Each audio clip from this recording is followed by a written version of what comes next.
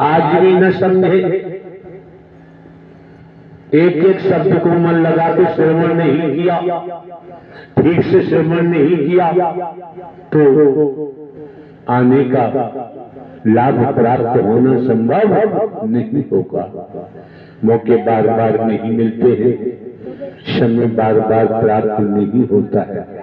उपस्थित समस्त महापुरुषों का दायित्व बनता है कि अपने जीवन को सार्थक बनाने के लिए परम सत्ता परमात्मा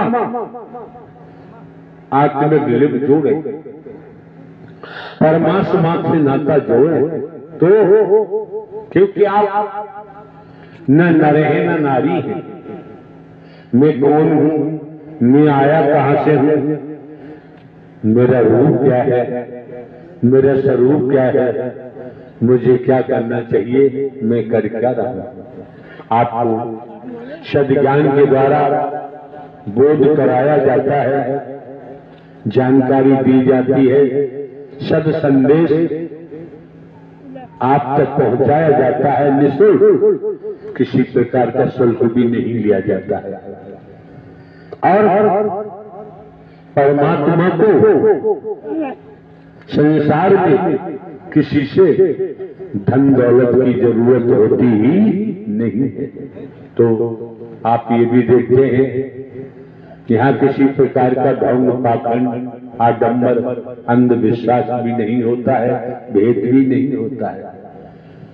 मौका मिला है, समय मिला है, आप लोग इस मानव मंगल मिलन सद्भाव में समागम में पहुंचे हैं। जिस तरह से आप परिवार में रहते हैं, परिवार की देख रेख करते हैं, संभाल करते हैं, इसी तरह से भारत देश में रहते हैं। भारत देश के लिए भी कुछ जिम्मेदारियां हैं। भारत देश की संस्कृति क्या है, उसकी भी जिम्मेदारी है। सनातन धर्म का जिक्र आता है तो सनातन धर्म ये कभी सनातन धर्म को दुनिया में कोई क्षति नहीं पहुंचा सकता। ये सनातन धर्म कोई वस्तु नहीं है, कोई पदार्थ नहीं है। इसलिए हमें सत्य धर्म, सत्य सनातन धर्म का ख्याल रखना चाहिए। कब? मानवता को देखते हुए, मानव को गले लगाते हुए, टूटी हुई मानवता को जोड़ते हुए, बिखरी हुई मानवता को इकट्ठा करते हुए पहले अपनी पहचान कर लो कि मैं कौन हूं, मैं आया कहां से हूं, मेरा रूप क्या है,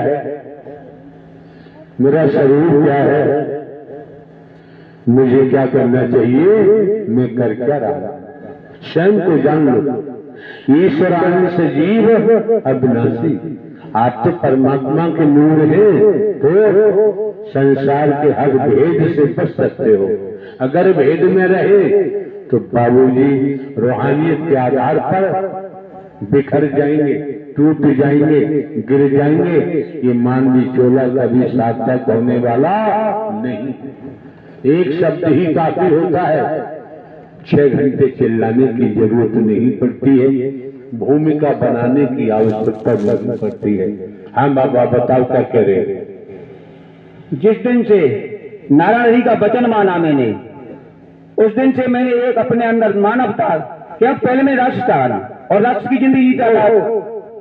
बाबा माइक उचित दूरी पे रखो।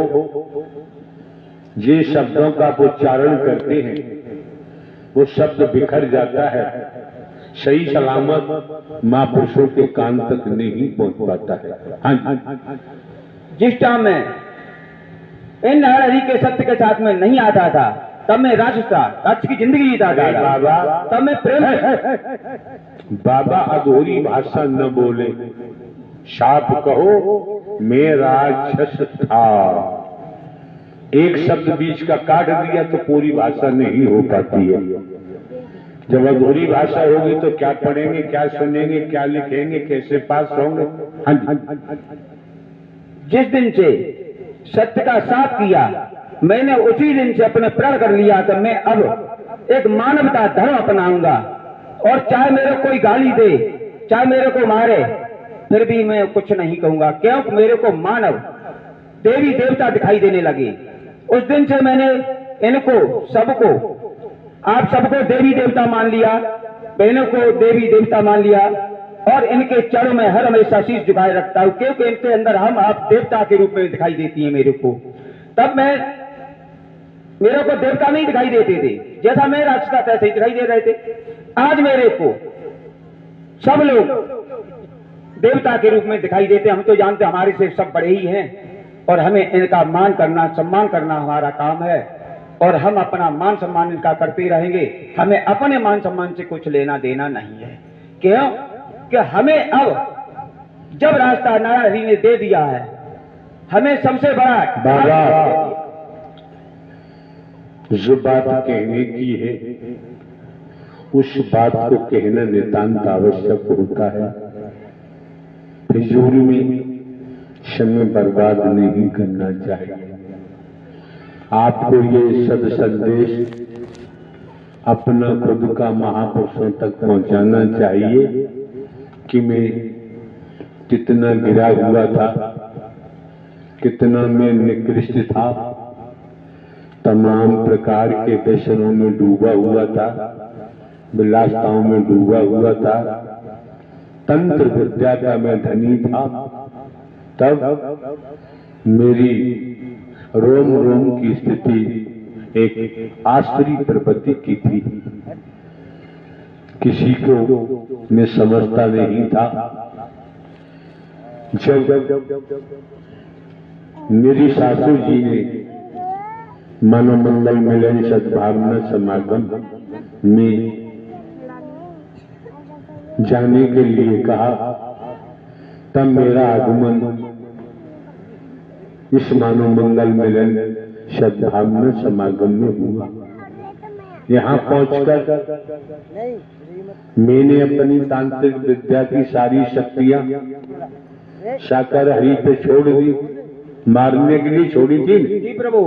क्या तांत्रिक जितनी हम शक्तियां जानते थे, सारी शक्तियां आपके ऊपर प्रहार करने का ना, मारने के लिए। क्यों मैं अब से छोटा तांत्रिक सम्राट था, मैं ये सोच रहा हूं। अरे सुन रहे बाबा क्या कह रहे हैं? जितनी तांत्रिक शक्तियां थी इन्होंने हमको मारने के लिए छोड़ दी। फिर शक्तियों का क्या हुआ? जितनी हम जानते थे वो सारी इन्हीं नारायण हरि में चली गई। मेरे को कुछ नहीं दिखाई दिया, और जब दिखाई दिए थे ये नारायण हरि, मेरे को चक्र दिखाई दिया, और इनका रूप हमने आज दिन तक यही नहीं देख पाया, कभी यही नहीं कर पाया। कभी बाल अवस्था में, कभी वृद्ध अवस्था में, कभी जवान अवस्था में, आज दिन तक मैंने निश्चित ही नहीं कर पाया। क्यों कि मैं जब भी देखता हूं अपनी नजरों से कभी कुछ कभी कुछ इनको बाल अवस्था से लगा करके बुढ़ापा तक देखता हूं।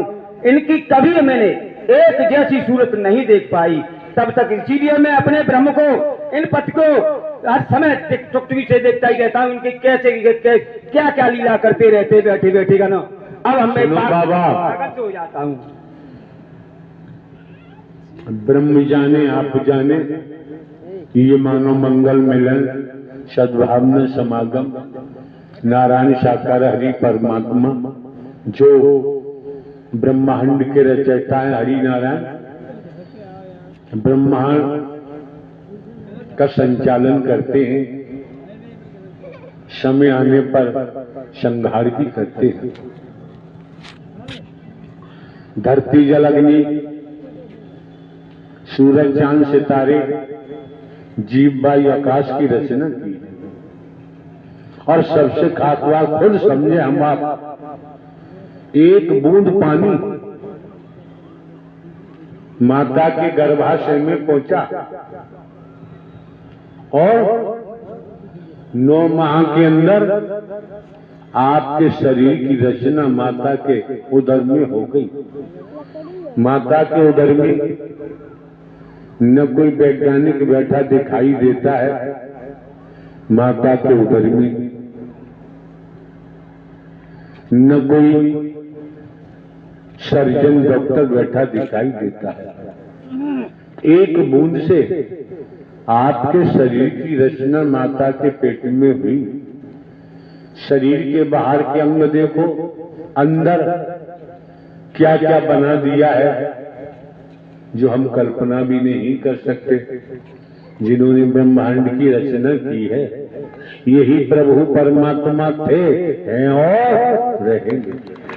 बाकी जन्म लेने वाला, मरने वाला बाबूजी कभी परमात्मा हो ही नहीं सकता।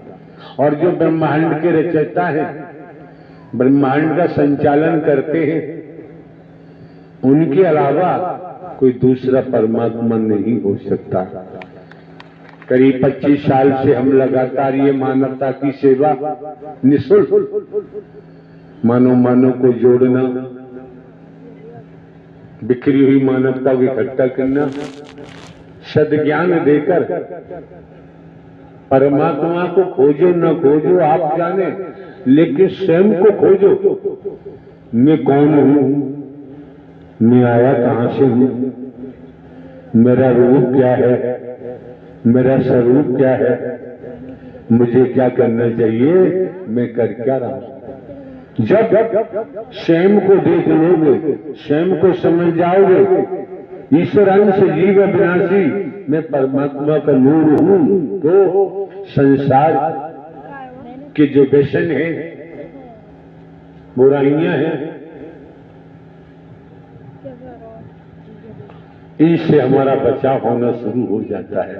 पहले हम जीवन यापन के लिए खेती बाड़ी नौकरी करते हैं, व्यापार करते हैं, परिवार में रहते हैं, और एक घड़ी आधी में पुनिहार, तुलसी संगत सत्य की हरे कोट। संत बाबा तुलसीदास जी ने कितने स्वर्ण निर्मित अक्षरों में लिखा है। पूरा जीवन गया और कह दिया 1 घंटा नहीं तो आधा घंटा देखो, पौन घंटा देखो, कुछ नहीं तो चौथाई देखो, आधी में पनिहार, चौथाई देखो। अपने जीवन को दुनिया में रहते हुए पारलौकिक मार्ग पे जाने का प्रयास करो तो जीवन धन्य हो सकता है। अन्यथा राजा रहे न रंग, बली रहे न